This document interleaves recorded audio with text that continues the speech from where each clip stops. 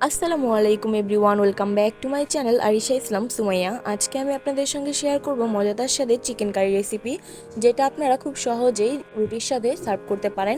আমি সার্ভ করেছিলাম নান রুটির সাথে। নান রুটির রেসিপিটা কিন্তু আমি চ্যানেলে দিয়ে দিয়েছি, আপনারা চাইলে দেখে নিতে পারেন। তো চলুন দেরি না করে দেখে নেওয়া যাক কীভাবে তৈরি করতে হয় মজাদার চিকেন কারি। প্রথমেই আমি একটা বাটির মধ্যে পর্যাপ্ত পরিমাণে চিকেন কেটে নিয়েছি। ছোট ছোট পিস করে কাটতে হবে, যেহেতু আমি নান রুটির সাথে সার্ভ করেছিলাম তাই আমি ছোট ছোট করে কেটে নিয়েছি। এবার হচ্ছে আমি মাংসটাকে ধুয়ে দেন হচ্ছে নিয়ে নিয়েছি। এবার দিয়ে দিচ্ছি লবণ, মরিচ এবং হলুদের গুঁড়ো। এটা আপনারা আপনাদের আন্দাজ অনুযায়ী দিয়ে দিবেন, বেশি করে দেওয়ার কোনো প্রয়োজন নেই। তবে যদি ঝাল বেশি খেতে পছন্দ করেন সেক্ষেত্রে কিন্তু মরিচের গুঁড়োটা বেশি দিবেন। এবার সবগুলো উপকরণকে একসাথে মিক্স করে আমি রেখে দিচ্ছি 10 থেকে 20 মিনিটের জন্য। অপরদিকে এখানে আমি একটা কড়াইয়ের মধ্যে পর্যাপ্ত পরিমাণে তেল গরম করে নিয়েছি। এবার দিয়ে দিচ্ছি 4টা পেঁয়াজ কুচি এবং 5 থেকে 6টা মরিচ।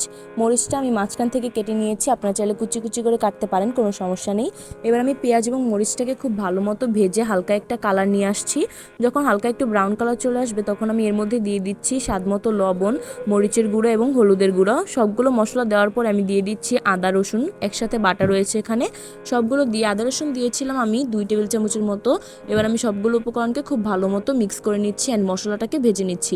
মশলাটা যখন ভেজে নেওয়া হয়ে যাবে তখন আমি এর মধ্যে দিয়ে দিচ্ছি চিকেনগুলো কিন্তু ভালো মতো একটুখানি ম্যারিনেট হয়ে গিয়েছে।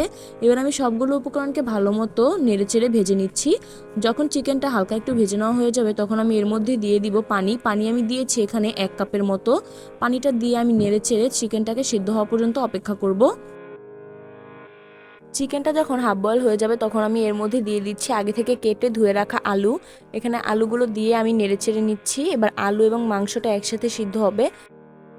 পানিটা যখন অনেকটা শুকিয়ে আসবে তখন আমি এর মধ্যে দিয়ে দিচ্ছি টক দই দিয়েছি 1/4 কাপ পরিমাণে। টক দইটা দেওয়ার আগে আমি হালকা একটু ফেটে নিচ্ছি। তো ফেটে নেওয়ার পরে আমি দিয়ে দিলাম, তারপর আমি নেড়েচেড়ে নিচ্ছি একটু।